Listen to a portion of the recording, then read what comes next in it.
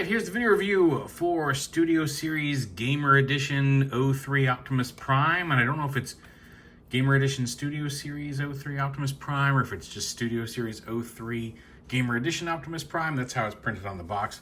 But obviously he's not Studio Series 03 because that came out a long time ago. Anyway, it's the video game Optimus Prime War for Cybertron.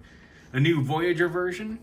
We did get, this is one of the repaints. It's not the original, which I do also have somewhere, but this is the one that was sitting right at the front of the shelf. But there's the old deluxe class.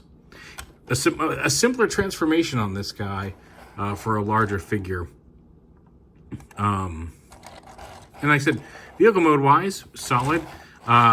Drawback here, this is as a solid back. You can see his fists here. There's an upgrade kit coming out that has some flaps that cover this, and a couple of other like gap fillers and things. I don't know if it's worth paying the same price again for an upgrade kit just to cover the fists. They don't bother me so much. I mean, they're there, and they're not as, you know, obviously better back end on the deluxe. More involved transformation on the deluxe too, much more involved. But all in all, I like him. He's fun. He rolls good. It's a fun Optimus. This one just had the rifle, the little springy rifle that could plug in on top. He's got his gun that pegs in the back and the axe that pegs in up here. The way I've generally been doing it, if I have all the weapons with him, is I take this part of the axe off because it does have a peg hole, and there's little peg holes on the side, and I just kind of maybe tack it on there, which still is a little ridiculous, but it makes this look more like it could be a turret type thing. You can take just the axe off. These little pegs peg into an open gap here if you just want to have him have the gun, which is, again, well, that would be more similar to the old school one. And then the axe like that, and you can have it as a big wide axe, or you can close it up to be half axe, and you can take any of these off. You give him a short axe, whatever you want to do. We'll set that off to the side, and we'll go ahead and actually we can go ahead and the gun, you can see there's tabs here that tab into these two slots on the back of the legs. We'll go ahead and take the weapons off, and we'll get ready to transform it. And as I said, the transformation is a little simpler here. Just want to come up here, and you can go ahead and unpeg this whole side panel here. You can kind of see it pegs into the side of this panel on top, and you can see the cutout here where this panel is going to flip out. And kind of fold that flat up like that. Then you can lift this whole panel up like this, and then unpeg the arms. The arms peg together. There's a tab, and there's also a tab on either side here that pegs up into the underside of the wheel there. Once the arms are out, you can flip the feet down like that, and then this whole panel will come down and kind of fill in the shins there. You can pop them apart like that, and then once the wheels and everything are flipped up, you can, the wheels actually fold in around to the inside of the leg. Then you can close that panel up there on the outside of the leg. And there's his legs done. The arms come up here. And you actually want to pull this whole wheel panel out that the arms are attached to allow this to flip up. And then this whole torso piece rotates down and around like that. And then the arms continue rotating until the flat side is facing front and the wheels are up behind his shoulders. This piece, I bring the legs down, rotate them around at the waist. This piece also rotates around like this and folds up into his back. And once you've done that, you can take these and collapse them in, and they will kind of lock this piece into place back here. Bring his head down, and you just bring his arms down and around. And rotate his fists. I actually had the fists rotated so they were a little less visible in vehicle mode. You can leave them up like this. And there is Optimus in his big, bulky robot mode. He's got big square shoulders. He's got, see a ball joint at the head. A little bit of ab crunch, but dual hinge shoulders. Bicep swivel. Single hinge elbows. Waist swivel.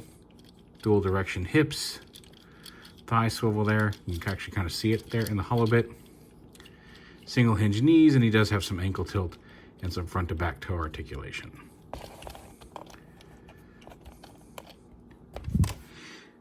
you can hold his axe. You can either give him this blocks the peg hole, so it kind of janks up him holding it with two hands. You can get him to hold it with two hands, but it can be a little difficult.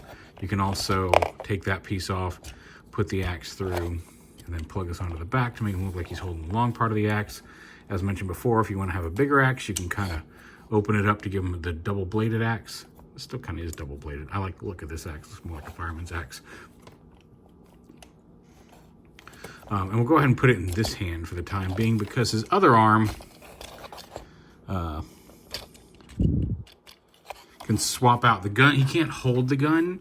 And again, the add-on kit comes with a piece that pegs in and allows him to hold the gun like a regular rifle. It's designed to peg onto his forearm. And a lot of people, I thought it may have just been mine. I found this in a recent wave that showed up at Walmart. Like, I didn't find this several months ago when he first started showing up. I just found it a couple weeks ago, just after Christmas at Walmart. And so I don't know if like there was a second wave that had the issue. Some other people in the thread on TFW were complaining that this forearm, when I got this forearm was so loose on the peg that like even if I didn't touch it, if I was just moving him around, some of that would shake it enough to have this slide off. And now you can see, like, now I can grab it and shake it. It's almost too tight, because what I did, some people were talking about floor polish. And I tried that at first, and it just wasn't working. There we go. But what I did was my mother-in-law for Christmas, and I've had some of this stuff before, gave us some of that Bondic stuff. It comes in like a little silver case. Is it sitting here somewhere? I thought I had it easily reachable, but apparently I don't. Oh, here it is. Hold on. You can use floor polish, you can use clear nail polish, whatever you want. But yeah, it's this stuff. It comes in like this little tube, and on this end you squeeze out some goo, and it stays goopy. You can actually see there's a little bit there on the nozzle, but it stays goopy. And then the other end has a little UV light that cures it. It's like curable resin, and you can refill it and all that stuff. So basically what I did was I took some of this, squeezed out a little dab of it, and then used a little paintbrush, because the gun pegged on just fine. The arm was super loose.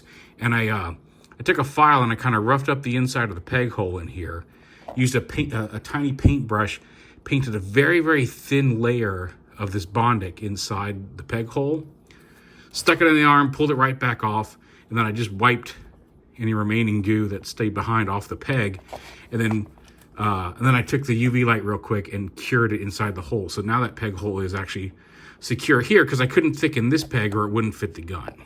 Anyway, that's how I fixed it. You can do that with a thin layer of nail polish. You can use the Pledge floor polish if you can still find some of that stuff, to slowly build up a layer in there until it's to your liking. You got options, but you can fix that. You just want to make sure you fix the peg hole and not the peg itself, because then you might not fit it on, the gun might not fit. Anyway, arm comes off and you attach the rifle. Just peg it on like that. And now he's got his gun arm, which is kind of cool. The only drawback being, like, when the gun's on, there's a peg hole back here that allows you to plug his arm into his butt. And it hangs down. You can see it hanging in back there. But so he does have storage for the arm when not in use. When the arm is on, there's really no place to store his gun. It doesn't fit. All of the places where it was pegged into the legs in vehicle mode are now covered up, because they're on the bottom of the feet. So you can't really plug them in there. It doesn't really plug in here. You might be able to find a way to... No, there's not really an easy way to do it, unless there's just something I'm missing. The instructions don't show anything. You just got an extra piece. So I would have liked either an option for him to hold it regularly as well. And again, there is an add-on kit that will let you do. I think it's the DNA add-on kit. Has like some gap fillers for this. Has like an extra. The one thing I do like about the add-on kit is it gives him some pieces that make these wheels look slightly thicker on his back, which is cool. I just don't know if it's worth paying like another $35 for. Anyway, DNA kits are generally pretty solid. But yeah, he's a fun robot. I just wish he could hold the... Some people have found that like this piece is just the right size to fit over this peg, so you can kind of, if you do it just right, you can get that to kind of sit on his arm like a Megatron cannon, but it doesn't take much for it to pop off. Just FYI. And then as a real quick comparison, since we had him out earlier, here he is with the previous version.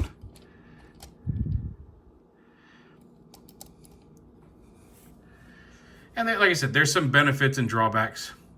I think if you had to only pick one of these, if you could only have one of them in your house, I still think that one's the better figure. It's a more involved transformation, and its vehicle mode is generally solid. Like I said, there's a version of this that doesn't have the blue paint on it. This is a later repaint that came in a 2-pack, I think.